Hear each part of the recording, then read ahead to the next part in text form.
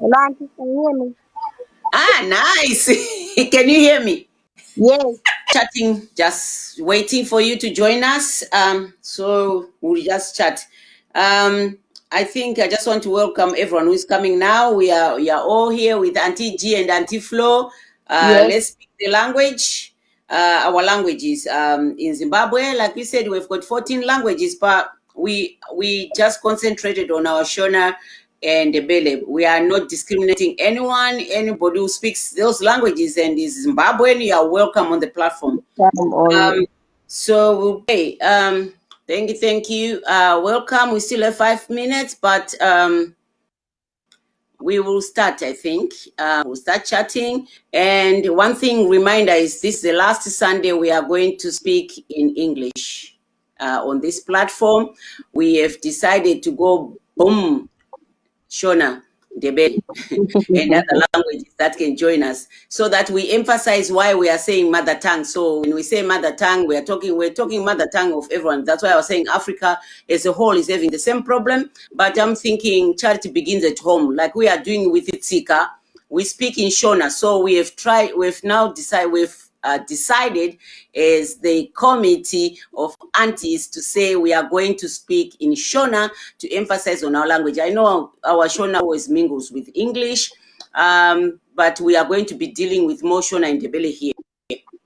Mutauro, so we are going to be speaking Shona and Ndebele or from next Sunday onwards. But today is our last segment.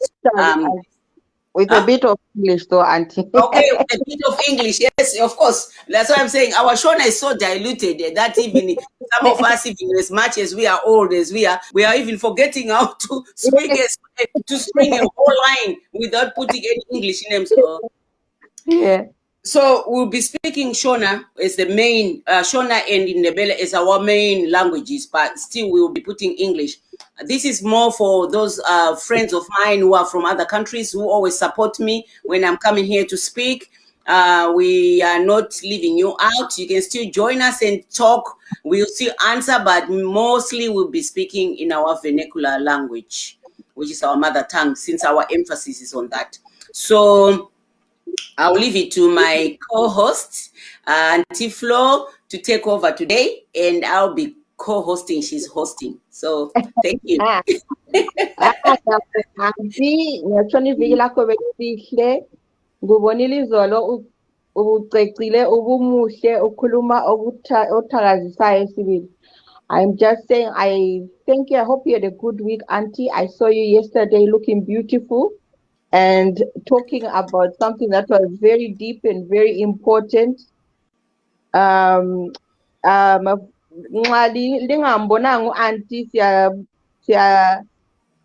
cabanga ukuthi kumele bazamnika ividiyo yangikhona abezim community hub ukuthi ayifake ku-tipping it with Auntie G limbona ukuthi bekhuluma njani. Abantu kade besizwa sibili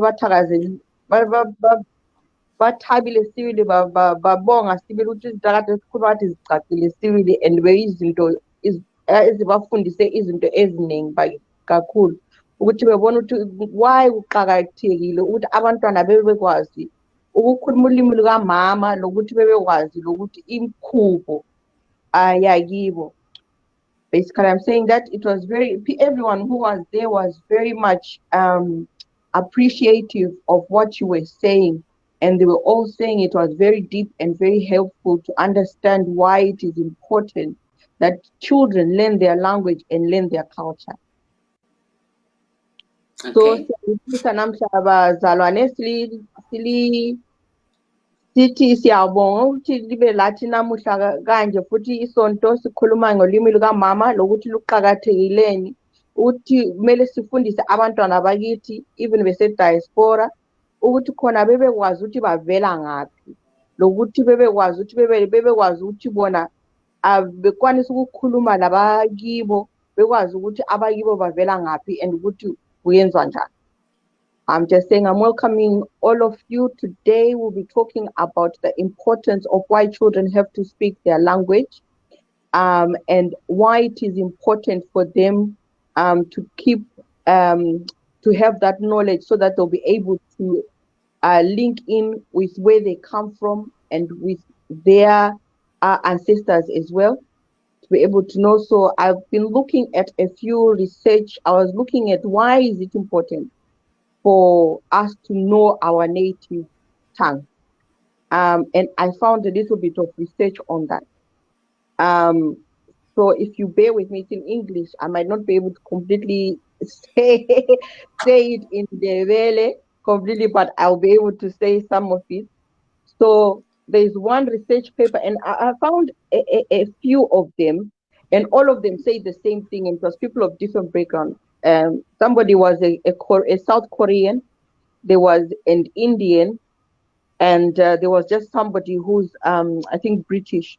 So they said kuqakathekile ukuthi abantwana bebekwazi ulimi labo nokuthi abantu bekwazi ulimi labo ngoba kuthiwa ukuthi umntwana akwanise ukuthi efunde kahle esikolo kuyamnceda nxa ekwanisa ukuthi khona efunde ulimi langibo ngoba ukuthi ufunda amalimi amaningi kuyancedisa ukuthi umntwana ukuthi aphangise ukubamba izinto lokuthi aphangise ukufunda izinto lokwenza ukuthi ingqondo zakhe zikhathale ukuthi ekwanisa ukuthi khona ukuthi ingqondo zakhe zihlakaniphe zikwanisa ukubamba izinto ngokuphangisa.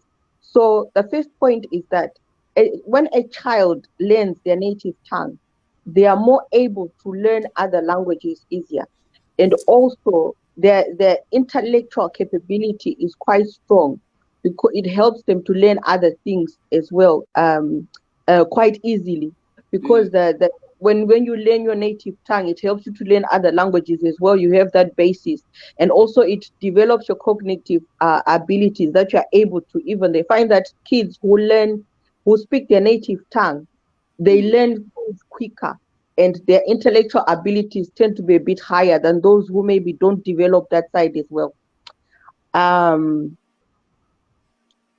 also it says that in terms of the intellectual ability, it also says that it helps them with their critical thinking. They also are able to learn to think critically and to analyze things because of being able to speak different languages. And I think lokhu kwenzakala ngoba nxa ukhuluma indimi eziningi uyathola ukuthi nxa ulabantu abatshiyeneyo okhuluma labo izinto ezitshiyeneyo uyathi ungahlangana lomuntu wangikhona ungacabanganga uyaphuma ukuqalisa ukukhuluma la indimi ojayele ukukhuluma layo. And uyabona ukuthi ngumuntu vele okwanisa ukuthi noma ungaya ngaphi ukwanisa ukuthi ufike khonapho lawo ukwanisa ukuthi lawo ufithe in phakathi kwabantu khonapho ngoba uvele ngumuntu okwanisa ukuthi ukhulume labantu abatshiyeneyo. So what I'm saying is basically when you're a person who can speak different languages, you find that you adapt very easily because even with the people that you speak with, without thinking about it, you automatically switch to the language you're used to speaking to them with. And when you speak different languages, you're more able to fit in different areas because you're used to speaking different and to interacting with different people. So also it says a mother language develops a personal and cultural identity. Personal identity emerges out of a person's understanding of themselves, their surroundings, and their history. An individual hears their native language first when in the womb, and it subconsciously begins determining their views and emotions. So siyathola ukuthi I think ngakwazi ukuthi ngithi khona liyathola ukuthi nxa livela indawo efana nayo ukucabanga kwenu ngani kuyahambelana kulabantu lapha abavela lapho okuchiyene khona. Nxa sisesikolo besenzisa ama-IQ test lezi izinto ezitsheleyo e-university basitshela bathi abantu abamnyama kwasehlula lokhwana ngoba thina ukucabanga kwethu kuchiyene lokwabo ngoba thina sivela okuchiyeneyo kulezi zinto ezitshiyeneyo. So I'm saying in terms of this the personal thinking and how it makes you think differently. When I was at university, they always used to tell us that with IQ tests and all these other tests that they do, sometimes the aptitude tests they do, like for when you're starting jobs or anything, they are kind of biased against Black people because we think differently. So it's in line with that, that when you speak certain tongues, when you speak certain languages, when you think in a different line from people who don't speak that language. So you find that black people, we understand each other. It doesn't matter where a black person is from. I don't know Mm, if you, mm, but we all understand each other. We all, you don't have to explain a joke to another black person, because they somehow we understand each other, and because our way of thinking is the same. So um, you find that it helps in terms of that they'll be able to understand when they go home or they go among their people, that they can understand how they think. So when they go back to Zimbabwe, they don't feel left out. They can yeah. understand the jokes, they can understand how the others are thinking, they can understand the background, because they've got that native the thinking and the emotions that come out from that, knowing the native tongue. Angwasiyontuthini Auntie G. Ngezikhulumileyo. What do you say, Auntie G, about the things I've said so far? Um, I agree with you because I think, like where they say the emotional, the emotional part of it. That's why sometimes you see the way the behavior of children whom they are saying born here, they haven't got that emotional background in them, to ground them. Mm-hmm, I see the difference with my granddaughter. mm-hmm, That when she was only 2 or 3, although she was born here, she was, what do you call it? Not included. I don't know whether they can call it inclusion, or she was integrated into the Bangladesh, yeah, yeah, and yeah. you can see her behavior is Mm-hmm, totally different from most of the kids you see, where they say they are born here and without other, cultures with them. It mm-hmm, means they, despite the mom speaking English to the child when she was a baby, when she mm-hmm, went out and she started at 2 or 3 learning the culture there, the way the girls supposed to behave, even at the age of 6, you won't see my granddaughter sitting anyhow. This is mm-hmm, another thing. You see a lot of children. You find a 10-year-old with a skirt, mm-hmm, because even the mm-hmm, mom is not telling her no as a mm-hmm, girl. mm-hmm. Growing up, we're told girls don't sit like Yes, anyhow. You need to keep and on leg protecting up. so they can cover up. And I could see at 6, she was already not wanting someone to go in the bathroom. Mm-hmm, So do not mm-hmm, walk around without a towel. At mm-hmm, 6, most kids even go up to 10 years, they are still walking around without. That's part of culture which we are talking on Wednesdays. But that also, for that child to understand what you are telling the child and what it means, you need to at least the child to understand your language. Because mm-hmm, language, without the language, you cannot really understand the culture that someone is start telling you this is the goal. But if they speak the language and understand some of the words that are said in that language, they can also understand the culture that goes along with it. So what mm-hmm, they're saying, they're the emotional part of it. You find all these kids now who go like they respond, they always retorted the moms. And I've seen them mm-hmm, doing it at 3 and the mothers smiling. mm-hmm. But I've always told mothers that a child already knows what they are doing, even at 6 months or 7 months. Yeah, You yeah. find them when they touch something, they want you to validate whether that is all right. So they'll Yes, touch something and look at you. yes. Then you smile. So the child thinks, hey, she's not talking words, but she's doing actions. So when she touches something and you go like, she goes like, Mm-hmm. okay, so this one Okay. I can do. Mm-hmm. Next time she touches it, and you shout at her, she's Mm-hmm. confused. Because she's thinking, last time she gave me the nod, she smiled. That Mm-hmm. means I could do the thing. But today she's saying no. Why? Mm-hmm. That's when they go, and they start crying. So Mm-hmm. even that is just mannerisms, just looking, it's the actions that just come with whatever. So teaching a child, it's not sometimes words, it's even the way you just the Body way you language. it's the body Mm-hmm. language can say a lot even to a child. Because Mm-hmm. when he's doing something and you don't respond fast with a smile or with a nod or something, and you just look at them like this, they will hesitate to do something because they are not sure whether you want them to do it or you don't want them to do it.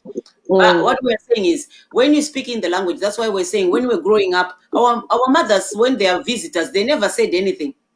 But their eyes, when they looked at you, you knew. You know when they want you to go and get some water for these visitors. You know when they Yes. say, you get Mm-hmm. it. When these people leave, You and I, we have to talk, without them saying not even one single word. You Yes. establish that relationship. These days, when your child is sitting there and you go like, they go like, Mom, what's wrong? Why are you twitching? What's wrong with your eyes? And they respond like that. With us, we never used to. And when they go like, Yeah. they will do it only once to tell you leave. This is an Yeah. adult place. Yeah. And all these things, when you think of them, you go like, really, these things, they really worked. And we had this rapport. It creates a communication link, like a bridge between you and your child. Yes. And now when they say the child speaks English only, he was born here, I'm British. It's something that I keep on repeating every Sunday, because I want to tell those parents that are saying, Mano, I'm British. Mano, I ask them British. What is British? When they stand up there and say, who are you? They'll say, I'm British. British is, I keep on saying over and over every Monday. British is England, which has its flag and its culture and its language. It's Scotland, which has got its flag, its culture, and whatever. They eat haggis there. I don't think the British eat haggis. They eat the sando roast. They have their own food, which, so that's British is a mix. And then you have the Welsh, they have their flag. Even when they compete in rugby, they play as a nation. Yes. Although they are British. I think this is where most people who came and they are all running around with the red passport. They think it's unique. It's not unique, because they are part of a union, and that union has got its own identity. Every country there has got its own identity. And what's your identity in there? You are denying your child someone to stand up because they can't even speak the language. So someone will say, you say you were born here, yes. Where your parents from? From Zimbabwe. Do you speak the language? Nah, I don't speak that language. They speak their language. They speak Gaelic. Yeah, So and what I mean is they speak Gaelic, but what I mean is your child says they don't speak the language and they are proud of it. No, what I'm saying is Welsh are born here Oh and their yeah, wife, they speak their language. they speak their own whatever is their language, which is a lot of consonants with very little vowels. You can't even get, you can't even kaded means card. If you see something, so all of them, consonants and only maybe one vowel. But they are proud of who they are. You find their flag still flies there, although they are part of this Britain as a whole. We are not saying stop being British. We are saying fly your flag.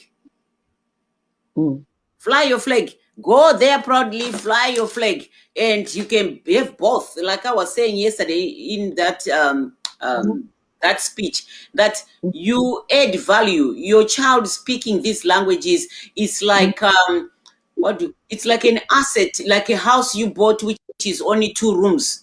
You make it into a mansion. That means it has added value. So when a child is speaking your language and understanding the culture very well, that when they stand up there and say, I'm gonna speak about my country, where I come from, where my heritage is. What is the heritage of your child? This is one thing I'll keep on saying. What will a child say? What is his heritage? Your children will end up finding validation somewhere else in the gangs and you wonder what happened along the road. They cannot tell you that something is missing because they don't know really what is missing. You understand? But there are times when you feel like you're missing something, but you cannot pinpoint. So they play out. These kids, they play out because themselves, they don't understand what they are missing. They're missing that little thing which you are not even finding. It's very important. They are missing that bit, the culture of where you come from, everything, the culture, the language, they are missing that.